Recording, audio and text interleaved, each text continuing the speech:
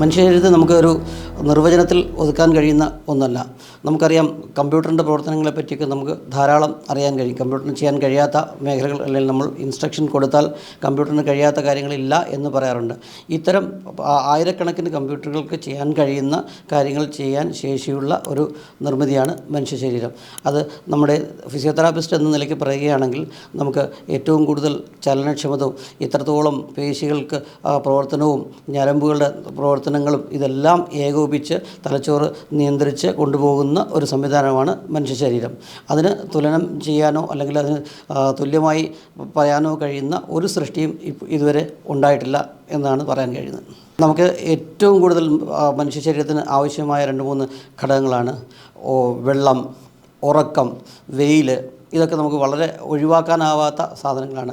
ഈ ശരീരഭാരം നോക്കുകയാണെങ്കിൽ, ബോഡി കോമ്പോസിഷൻ അനലൈസ് ചെയ്ത് നോക്കുകയാണെങ്കിൽ വെള്ളത്തിന് ധാരാളം റോളുണ്ട്. എത്രത്തോളം വെള്ളം കുടിക്കുന്നുള്ളതിലും നമുക്കൊരു കണക്കുണ്ട്. നമുക്ക് എല്ലാവരും പറയാറുണ്ട് വെള്ളം കുടിക്കണം എന്ന് പറയാറുണ്ട്. നമുക്ക് എന്തെങ്കിലും ഒരു സ്റ്റാറ്റിസ്റ്റിക്സ് കൊടുത്താലാണ് ആൾക്കാർക്കത് കൂടുതലായിട്ട് മനസ്സിലാക്കാൻ കഴിയുന്നത്.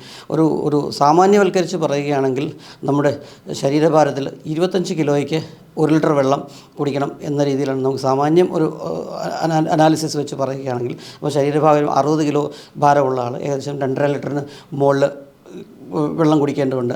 വെള്ളം കുടിക്കുന്നതുകൊണ്ട് തന്നെ പല രോഗാവസ്ഥ ഇല്ലാതാവുകയും രോഗം വരാതിരിക്കുന്നതിനുള്ള സംവിധാനങ്ങളും ശരീരത്തിന് സജ്ജമാക്കാൻ കഴിയും. മനുഷ്യ ശരീരത്തിൽ ഒഴിവാക്കാനാവാത്ത ഒരു സംവിധാനമാണ് വെയിൽ ഏൽക്കുക എന്നുള്ളത്. നമുക്ക് ഇപ്പോഴത്തെ ഒരു കാലാവസ്ഥയ്ക്കനുസരിച്ച് രൂക്ഷമായ വെയിൽ വേണം എന്നല്ല പറയുന്നത്. നമുക്ക് ശരീരത്തിന് സുഖപ്രദമായ രീതിയിൽ നമ്മൾ വെയിൽ കൊള്ളേണ്ടത് അത്യാവശ്യമാണ്. പണ്ടുള്ള പ്രായമായവരൊക്കെ പറയാറുണ്ടല്ലോ വൈകിട്ട് വെയിൽ കായണം എന്നൊക്കെ പറയാറുണ്ടല്ലോ. അതിനൊരു ശാസ്ത്രീയത നമ്മൾ നോക്കുകയാണെന്നുണ്ടെങ്കിൽ മനുഷ്യ ശരീരത്തിൽ ഈ പ്രവർത്തനത്തിന് അത്യന്താപേക്ഷിതമായ ഒരു വൈറ്റമിനാണ് വൈറ്റമിൻ ഡി. വൈറ്റമിൻ ഡിയുടെ ഒരു മേജർ സോഴ്സാണ് സൂര്യപ്രകാശം. സൂര്യപ്രകാശം ഏൽക്കുന്നതോടെ നമുക്ക് ശരീരത്തിന് ആവശ്യമുള്ള വൈറ്റമിൻ ഡി ആഗിരണം ചെയ്യുകയും അത് നമ്മുടെ ശാരീരിക പ്രവർത്തനങ്ങൾക്ക് പ്രധാനമായും കാൽസ്യത്തിൻ്റെ അബ്സോർപ്ഷനും ബോൺ സ്ട്രെങ്തിനും വേദന നിവാരണത്തിനും ഒക്കെ വൈറ്റമിൻ ഡി, അല്ലെങ്കിൽ പ്രത്യേകിച്ച് പറയുകയാണെങ്കിൽ വൈറ്റമിൻ D3 നമുക്ക് അത്യന്താപേക്ഷിതമാണ്. അത് നമുക്ക് ആഹാരത്തിൽ നിന്ന് സപ്ലൈ ചെയ്യാൻ കഴിയുമെങ്കിൽ തന്നെയും അത് എത്രത്തോളം ഫലപ്രദമാണെന്നുള്ളത് നമുക്ക് വെയിൽ കൊള്ളുന്നതുമായിട്ട് നമുക്ക് തുല്യം ചെയ്യാൻ കഴിയുന്നതല്ല. വെയിൽ കൊള്ളുകയാണെന്നുണ്ടെങ്കിൽ നമ്മൾ സപ്ലിമെൻ്റായിട്ട് വൈറ്റമിൻ D3 കഴിക്കുന്നതിനേക്കാൾ എത്രയോ മടങ്ങ് എഫക്റ്റീവാണ്. ശക്തിയുള്ള ബോണുകൾക്കും പല്ലുകൾക്കും ഒക്കെ വൈറ്റമിൻ D3 അല്ലെങ്കിൽ വൈറ്റമിൻ ഡി അത്യന്താപേക്ഷിതമാണ്. നമുക്ക് ഈ രോഗം വരുന്നതിന് മുമ്പ് ഒരു വാർണിംഗ് സൈൻ നമുക്ക് കിട്ടാറുണ്ട്. എന്ത് രോഗം വരുന്നതിന് മുമ്പ് നമുക്ക് ശരീരം ഒരു വാർണിംഗ് സൈൻ കൊടുക്കാറുണ്ട്. അതിന് നമ്മൾ വകവെക്കാതിരിക്കുകയോ അതിനെ നമ്മൾ തിരുത്താതിരിക്കുകയോ ചെയ്യുമ്പോഴാണ് നമുക്കൊരു രോഗാവസ്ഥയിലേക്ക് വരുന്നത്. രോഗം വരുന്നതിന് പ്രതിരോധിക്കുന്നതിന് ഉള്ള ഒരു വ്യക്തമായ സംവിധാനം ശരീരത്തിനുണ്ട്. ഇതിൽ നിന്ന് നമുക്ക് വാർണിംഗ് സിഗ്നലുകൾ കിട്ടാറുണ്ട്. അപ്പോൾ രോഗാവസ്ഥയുടെ തുടക്കത്തിൽ തന്നെ ഡോക്ടറെ കാണുകയോ അല്ലെങ്കിൽ നമ്മൾ തന്നെ നമ്മുടെ ദൈനംദിന പ്രവർത്തനങ്ങളിൽ വരുന്ന വ്യതിയാനത്തെ അവലോകനം ചെയ്യുകയാണെങ്കിൽ ഇത് മനസ്സിലാക്കാൻ കഴിയും. ഉദാഹരണമായിട്ട് പറയുകയാണെങ്കിൽ സ്ട്രോക്ക്, പക്ഷാഘാതം നമുക്കറിയാം ശരീരത്തിൻ്റെ ഒരു വശം തളർന്നു പോകുന്ന ഒരു സംവിധാനമാണെന്നുള്ളത്. യൂഷ്വലി ഈ പക്ഷാഘാതം വരുന്നതിന് മണിക്കൂർക്ക് മുമ്പ് തന്നെ ശരീരം അതിനുള്ള ലക്ഷണങ്ങൾ കാണിക്കാറുണ്ട്. BP വ്യത്യാസം വരികയോ അല്ലെങ്കിൽ തന്നെ ഒരു ട്രയൽ പോലെ ഒരു വീക്ക്നെസ് വരികയോ ഒക്കെ ചെയ്യാറുള്ള സംവിധാനങ്ങളുണ്ട്. നമുക്ക് രാവിലെ എണീക്കുമ്പോൾ അല്ലെങ്കിൽ ഇടയ്ക്കൊന്ന് ചെറുതായിട്ട് നമുക്ക് ചലിപ്പിക്കാൻ ബുദ്ധിമുട്ട് അല്ലെങ്കിൽ നടക്കാൻ ബുദ്ധിമുട്ട്, അതൊരു കുറച്ച് സമയം കഴിയുമ്പോഴത്തേക്ക് അങ്ങ് പഴയതുപോലെ ആവുകയും ചെയ്യും. ഇത് ട്രാൻസിയൻറ്റ് ഇസ്കീമിക് അറ്റാക്ക് എന്ന് പറയുന്ന TIA എന്ന് പറയുന്ന ഒരു പ്രതിഭാസമാണ്. ഇത് ശരീരം ഒരു വാർണിംഗ് തരാൻ പോവാണ്, യു ആർ ഗോയിങ് ടു, അല്ലെങ്കിൽ നിങ്ങൾ ഒരു സ്ട്രോക്ക് പക്ഷാഘാതം വരാനുള്ള സാധ്യത വരികയാണ് എന്നുള്ളതിനുള്ളൊരു വാർണിംഗ് സൈനാണ്. അപ്പം വേദന ഒരു വാർണിംഗ് സൈനാണ്. നമുക്കൊരു മസ്കുലർ സ്കെലറ്റൽ പേശികൾക്കോ അസ്ഥികൾക്കോ ഒക്കെ എന്തെങ്കിലും ക്ഷതമോ അല്ലെങ്കിൽ ഇൻഫ്ലമേഷൻ അല്ലെങ്കിൽ നീർക്കെട്ടോ അല്ലെങ്കിൽ ചലിപ്പിക്കാനുള്ള ബുദ്ധിമുട്ടോ ഒക്കെ വരാനുള്ള രോഗാവസ്ഥ വരാറുണ്ട്.